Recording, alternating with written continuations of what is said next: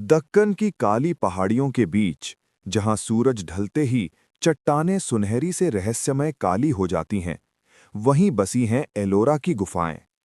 कहा जाता है कि ये गुफाएं सिर्फ पत्थरों को काट कर नहीं बनी, बल्कि श्रद्धा, तपस्या और अद्भुत ज्ञान से जन्मी हैं। प्रारंभ की कथा। लगभग 1500 वर्ष पहले, जब भारत में बौद्ध, जैन और हिंदू धर्म साथ-साथ फल फूल रहे थे, तब कुछ महान साधु, शिल्पकार और राजा यहां पहुंचे। उनका उद्देश्य था ऐसी जगह बनाना जहां पत्थर भी धर्म की भाषा बोलें। पहाड़ी को ऊपर से नीचे की ओर काटना शुरू किया गया। न कोई आधुनिक औजार, न मशीन, सिर्फ छैनी, हथौड़ी और अपार धैर्य।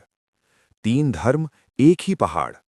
एलोरा की सबसे बड़ी विशेषता यही है कि यहाँ तीन धर्मों की गुफाएं एक साथ मौजूद हैं। एक, बौद्ध गुफाएं, 1 से 12। कहा जाता है कि इन गुफाओं में बौद्ध भिक्षु ध्यान किया करते थे। रात की शांति में जब दीपक की लौ हिलती थी, तो दीवारों पर बने बुद्ध ऐसे लगते थे मानो जीवित हों।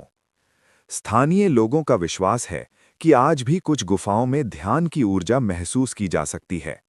2. हिंदू गुफाएं, 13 से 29। इनमें सबसे अद्भुत है कैलाश मंदिर, गुफा 16।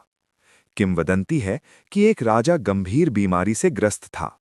उसकी रानी ने भगवान शिव से मन्नत मांगी, यदि राजा स्वस्थ हुए तो मैं कैलाश पर्वत का दर्शन करूंगी। राजा स्वस्थ हो गया, पर कैलाश जाना संभव न था। तब शिल्पकारों ने कहा, हम यहीं कैलाश बना देंगे। और सचमुच एक पूरी पहाड़ी काटकर शिव का कैलाश बना दिया गया। कहते हैं इसे देखकर देवता भी चकित रह गए। 3. जैन गुफाएं, 30 से 34। ये गुफाएं शांत, सरल और अत्यंत सूक्ष्म कला से भरी हैं। यहाँ की मूर्तियां बताती हैं कि सच्ची शक्ति त्याग और संयम में है। रहस्य और मान्यताएं। कहा जाता है कि कुछ गुफाओं में रात के समय हल्की गूंज सुनाई देती है, जैसे कोई मंत्र जप रहा हो। कुछ स्थानीय लोग मानते हैं कि शिल्पकारों की आत्माएं आज भी इन गुफाओं की रक्षा करती हैं। कैलाश मंदिर का सटीक गणित और संतुलन आज भी इंजीनियरों को हैरान करता है।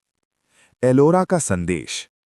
एलोरा सिर्फ पत्थरों की संरचना नहीं, बल्कि ये सिखाती है कि जब श्रद्धा, कला और एकता साथ हों, तो इंसान असंभव को भी संभव बना सकता है।